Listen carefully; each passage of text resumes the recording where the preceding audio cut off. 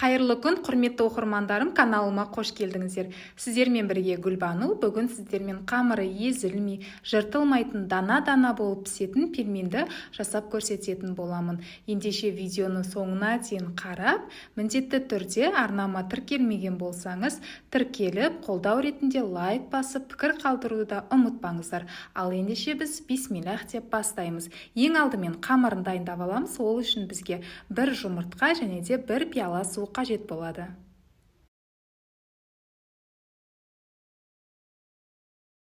Дәміне қарай тұзымызды салып, тұзы ерігенше жақсылап ертіп алатын боламыз. Енді міндетті түрде ұнымызды електен өткізіп, ұнымызды салып, қаттылау қамыр илеп алатын боламын.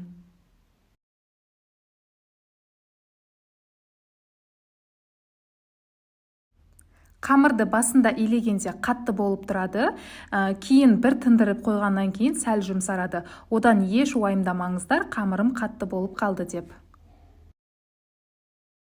Мінекей біздің қамырымыз осымен дайын болып қалды. Енді осы дайын болған қамырымызды 15 минутқа бетін жауып қалдырамыз. 15 минуттан кейін тағы да алып бір илесеңіздер, қамырларыңыз өте керемет болып шығады.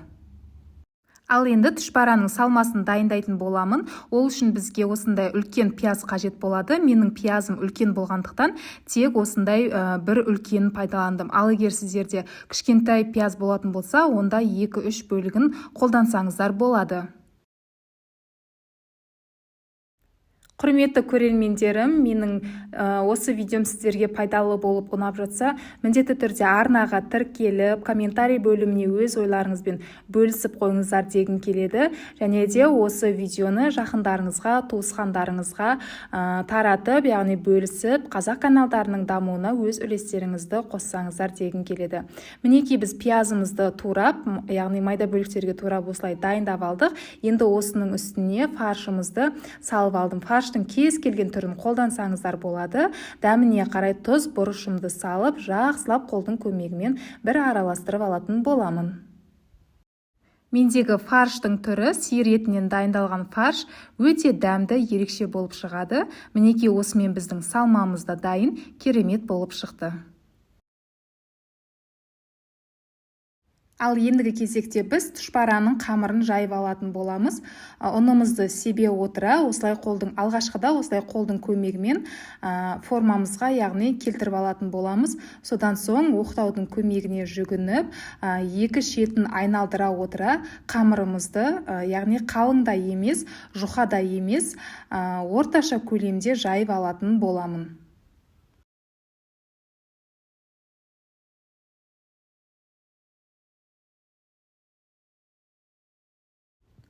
Мінекей біздің қамырымыз осындай үлкен болып жайылады, және де қалыңдығы дәл видеодағыдай болуы керек. Ал ендігі кезекте жайып алған қамырымызды осылай дәл видеодағыдай жинап аласыздар да, және де осы қамырымызды кесіп дайындап алатын боламын. Жинап алған қамырымызды дәл видеодағыдай алғашқыда осылай кесіп алатын боласыздар.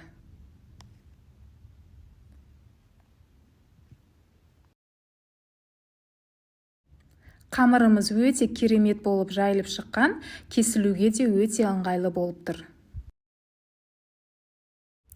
Ендігі кезекте осы қамырларымызды дәл видеодағыдай бірінің үстіне бірін қойып жайып аласыздар да, және де кішкентай бөліктерге кесіп алатын боламын.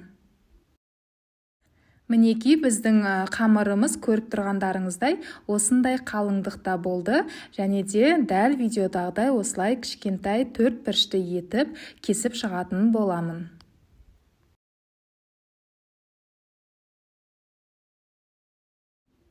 Мінекей барлық қамырларымызды осындай реттілікпен барлығын осылай кесіп дайындап аласыздар.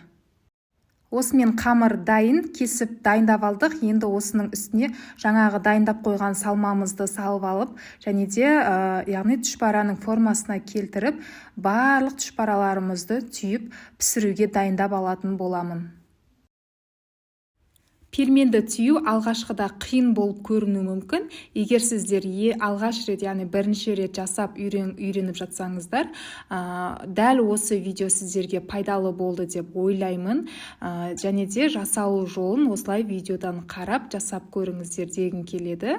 Мінекей қамырдың екі шетін, яғни қаттырақ басасыздар, себебі ішіндегі фарштар шашылып кетпеу үшін, және де саусақтың көмегімен осылай ортаңғы бөлігін біріктіріп жабыстырып қоясыздар. Сонда біздің пельменіміздің, яғни формасы осылай әдемі болып шығады.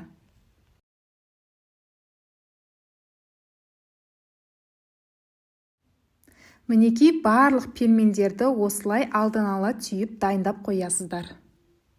Ал ендігі кезекте тұшпараның сорпасына қажетті заттарды, яғни алдын ала турап дайындап қоятын боламыз. Бізге қажеті осындай үлкен бір пияз қажет болады, және де дәл видеодағыдай осылай ұсақ бөліктерге турап алатын боламын.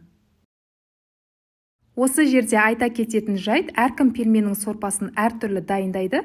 Менде осылай көкөністерді қуырып алып, үстіне су құйып, дайын болған соң пельмендерді пісіріп алған ұнайды. Ал егер сіз бұлай жасамауды қаламасаңыз, онда жай ғана суды қайнатып, үстіне пельмендерді салып, пісіріп алсаңыз болады.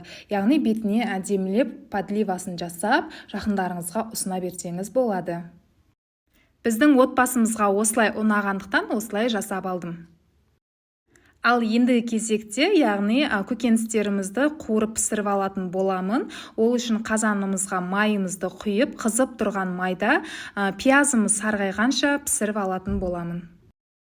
Оның үстіне сәбізімізді салып, және де 5 минут қуырамыз. Оның үстіне дайындап қойған картопымызды де салып, кішкене қуырып алатын боламын. Және де оның үстіне бір ас қасық томат пастасын салып, кішкене қызарғанша қуырып алатын боламын. Енді осының үстіне дәміне қарай тұзымызды салып алатын боламын. Көкөністеріміз қуырылып дайын болды. Енді осының үстіне суымызды құйып, қайнаған, яғни көкөністердің піскенін күтетін боламын. Міндетті түрде бетін жауып, піскенше қалдырамыз. 30-35 минут аралығында біздің яғни тұшпараның сорпасы пісіп дайын болды. Енді осының үстіне алдын ала дайындап қойған тұшпараларымызды салып, тағы да пісіріп алатын боламын. Барлық тұшпараларымызды қайнап тұрған сорпамызға салып, тағы да 10-15 минутқа қалдырып пісіріп алатын боламын. Осы видеоның астына описание бөліміне толық құрамын жазып қоятын боламын. Міндетті түрде сол жерден қарап жасап көрсеңіздер болады. Бетін жауып 15 минутқа тағы да қалдыратын боламыз. Осылай бір бұрқырап қайнағаннан кейін біздің, яғни пельмендеріміз пісіп дайын болды деген сөз. Көріп тұрғандарыңыздай біздің тұшпараларымыз ешқандай езілмеген, жыртылмаған, қамыры өте керемет болып шыққан. Дәмі де тіл үйретінде өте дәмді болып шыққан. Міндетті түрде жасап көріңіздер дегім келеді. Сіздермен болған Гүлбану, назарларыңызға үлкен рахмет.